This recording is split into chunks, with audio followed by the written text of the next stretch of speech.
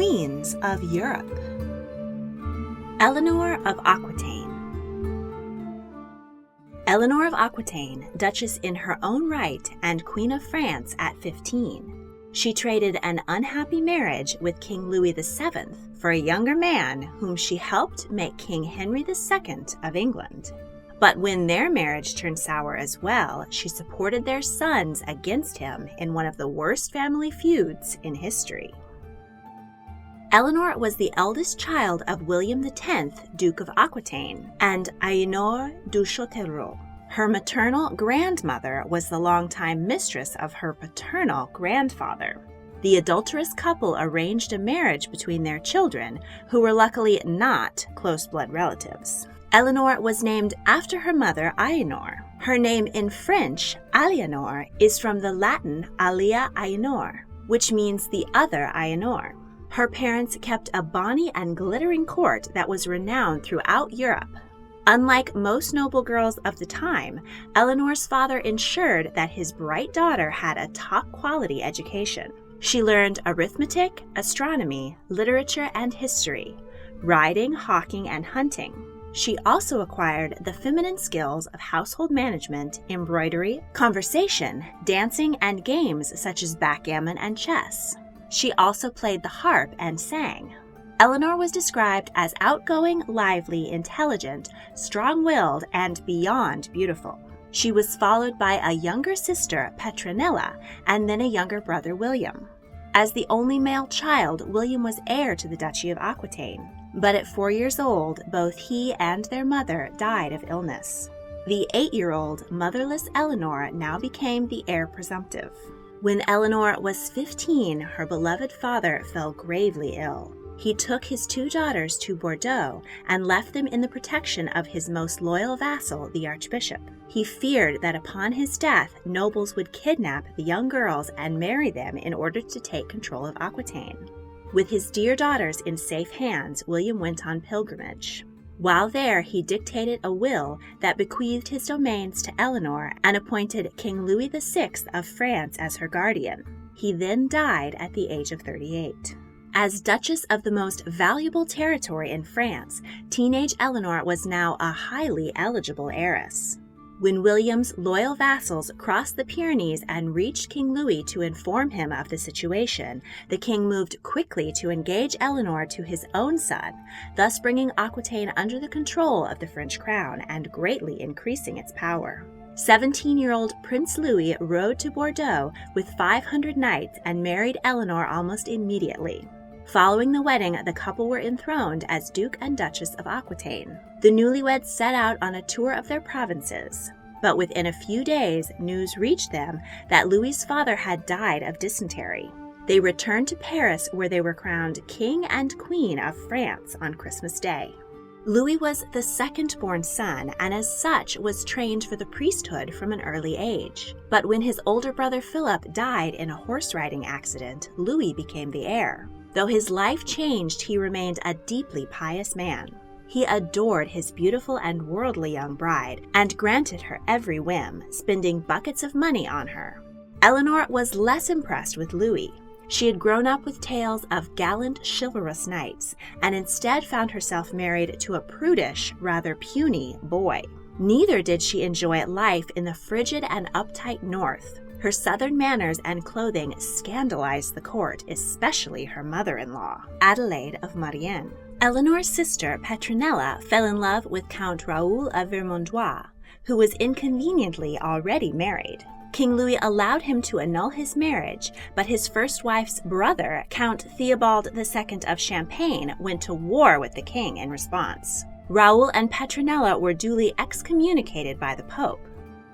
The war lasted for 2 years and resulted in the royal army occupying Champagne. There, more than 1,000 people sought refuge in a church in Vitry, while the royal army set fire to their town. But the church caught fire as well, and everyone inside was burned alive. Horrified, Louis sought peace with Theobald, who agreed to lift his ban on Raoul and Petronilla's marriage. But as soon as Louis's troops marched away, Theobald went back on his word, and Louis again returned to ravage the region. Eleanor went to Theobald's ally, Bernard of Clairvaux, to try and broker a peace deal, but he scolded her for involving herself in politics. The queen played her cards well, broke down in tears, and asked Bernard to excuse her behavior, as she was melancholy over not having given birth to any children in her 7 years of marriage. Bernard became kindly toward her, and within weeks peace was restored in France. The reason Eleanor had failed in her duty to give Louis an heir was squarely on his shoulders. He was far too pious to go to bed regularly with his wife. The following year, the 23-year-old queen finally gave birth to her first child, a daughter, Marie. But cracks were beginning to show in the royal marriage, and the king and queen were arguing more often and becoming increasingly estranged. Louis, guilt-ridden over the massacre in Vitry, wished to make a pilgrimage to the Holy Land. He and Eleanor both took the symbol of the cross and set out on crusade. The Duchess of Aquitaine recruited 300 vassals and her loyal ladies-in-waiting to accompany them. The company stayed for 3 weeks in Constantinople, where Eleanor was greatly admired. They then marched on through the Phrygian mountains on their way to Eleanor's uncle, Raymond of Antioch. They were encouraged by stories that the German army had recently won a great victory. But along the mountain route, they came across the unburied bodies of the Germans who had in fact been massacred. The army was now disheartened and began to fall to disorder. Louis was an ineffectual military leader and was unable to keep order. Eleanor's army, much better managed, marched ahead while Louis was slowed down by the baggage train and unarmed pilgrims. When Eleanor reached the summit, her commander decided to continue marching on rather than camp to wait for the rest of the army. Louis's army was trapped and attacked by Turks. Many men, horses, and much of the baggage were cast into the canyon below. The royal guards were slaughtered, while Louis, who had dressed in pilgrim's garb, was able to escape unnoticed. When he finally caught up with his wife in Antioch, he blamed her for the disaster. She in turn brought up the issue of their consanguinity, or that they were third cousins, which was grounds for annulment. It was rumored that she was having an affair with her uncle, Raymond of Antioch. Louis forced Eleanor to accompany him on his pilgrimage to Jerusalem, which humiliated her. After the catastrophic campaign, the unhappy couple made their way back to France. Due to their argument, they took separate ships and were attacked by Byzantines and blown off course for 2 months.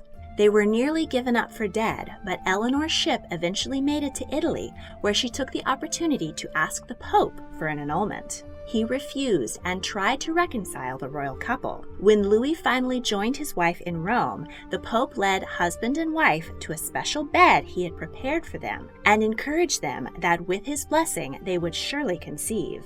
Unable to refuse the Pope, the couple did indeed conceive their second child. But as it was another daughter, Alix, and not the promised male heir, the miserable couple were finally granted their annulment. Custody of Marie and Alix was granted to Louis, but Eleanor maintained her duchy of Aquitaine. On her journey home, 2 lords attempted to kidnap and marry her in order to claim her lands. But she had a much better second husband in mind. She wrote immediately to Duke Henry of Normandy and asked him to come to Aquitaine and marry her. He did not hesitate, and the couple were wed in a quickie ceremony. Eleanor was 30 and Henry only 21, and they in fact were more closely related than Eleanor had been to Louis. But what did that matter in the light of true love and power? Eleanor's support bolstered Henry's campaigns against his cousin, King Stephen of England, whom he believed had wrongly seized the throne from his mother, Matilda. Following the death of his own son, Eustace, Stephen gave in and named Henry his heir. In 1154, Stephen died, and Henry and Eleanor were crowned King and Queen of England. The couple had a tumultuous relationship and argued relentlessly, but they got on well enough to conceive 8 children: William, Henry, Matilda, Richard, Geoffrey, Eleanor, Joan, and John. Henry was habitually unfaithful and fathered several children out of wedlock. Eleanor was ambivalent to her husband's dalliances and even raised one of his illegitimate sons herself. Henry's rule was plagued with problems. A bitter feud with Thomas Becket, Archbishop of Canterbury, ended in Becket's murder at the hands of Henry's knights, and Henry was forced to publicly humble himself in order to avoid excommunication.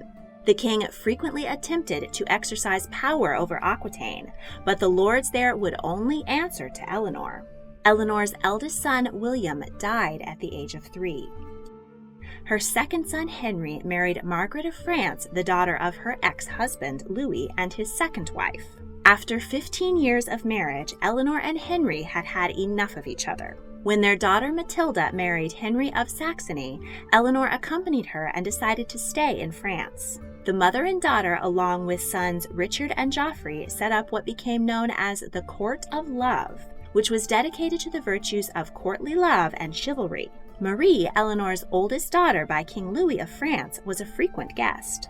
Back home in England, Eleanor's eldest surviving son became a jousting champion and a hero of the people. He was crowned co-king by his father and was known as Henry the Young King. He was a proud and vain young man who lacked any real interest in governing, but grew frustrated at his father's refusal to grant him any real power. Egged on by his father-in-law, King Louis, he traveled to France to raise an army and talked his younger brothers Richard and Geoffrey into joining him in rebellion against their father. Eleanor supported her sons against her estranged husband and encouraged their efforts. While the family was locked in battle, Eleanor was captured by Henry's forces, brought back to England, and held prisoner for 16 years. She was let out on special family occasions like Christmas and weddings, but otherwise kept away from her sons. Meanwhile, King Henry carried on a very public affair with his mistress, Rosamond Clifford, a beautiful young woman known as the Rose of the World. He hoped that by flaunting the affair, he might push Eleanor towards an annulment, but he was disappointed. Rosamond died mysteriously in her mid-20s, and rumors circulated that she may have been poisoned by one of Eleanor's sons or stabbed in a bathtub by an assassin sent by Eleanor herself. In 1183, young King Henry's army was besieged by his father's, and he was forced to flee. While wandering aimlessly through Aquitaine, the 28-year-old caught dysentery. Feeling his death drawing near, Henry was overcome with remorse for the sins he had committed against his father. He wrote to the king begging that he would forgive his mother and set her free. Upon young King Henry's death, the lands his mother had granted him in Normandy fell into dispute. Philip II, now King of France, following King Louis's death, claimed the territory should now belong to his sister, Margaret, the young king's widow. But King Henry of England insisted that the lands revert back to Eleanor, and he allowed her the freedom to return to France and press her rule in Normandy. For the next 6 years, Eleanor and Henry were more often together, and she was given more prominence in government. But the queen was still kept under supervision so that she would not cross her husband again. In 1189, King Henry, heartbroken over the betrayal of his family, died, and his oldest surviving son became King Richard I. His first order was to set his mother free. She was his closest advisor and held considerable influence over the Regency Council that ruled while Richard was away for 4 years fighting on crusade. On his journey home, Richard was captured by Holy Roman Emperor Henry VI, and his mother raised the ransom money and secured his release. Upon his return home, King Richard, always much more interested in the thrills of battle than the drudgery of governing, soon got involved in more warfare in France. While touring battlements without armor, he was struck by an arrow and died of infection in his mother's arms. His brother John, Eleanor's last living son, inherited the throne. John asked his now 77-year-old mother to travel to Spain and escort one of his sister, Queen Eleanor of Castile's daughters, to France to be married to the Dauphin, Louis.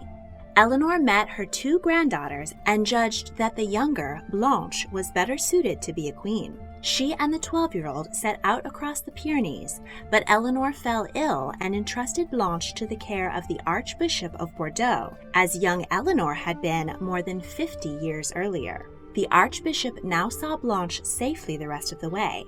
Eleanor went to Fontevraud, and John soon visited her there. But the indomitable queen wasn't done yet. When war broke out between John and King Philip of France, she supported John and rode to prevent her grandson, Arthur I, Duke of Brittany, from taking control. Arthur besieged his grandmother in the castle of Mirbeau, but John rode to her aid and rescued his mother. Eleanor retired to a monastery to live out her final years in peace. She died in 1204 at the age of 82 and was entombed in Fontainebleau Abbey next to her husband Henry and her son Richard. Eleanor of Aquitaine was a woman of great wisdom and tenacity, who didn't allow the limitations placed on her sex to get in the way of doing what she wanted or what she thought was right. Though she was twice unhappy in marriage, her deep devotion to her children and her boldness are legendary. If you enjoyed this video, please like, subscribe, comment your thoughts, and check out my other royal history videos. If you really want to help, please consider supporting me on Patreon. A link is in the description. Thank you for watching.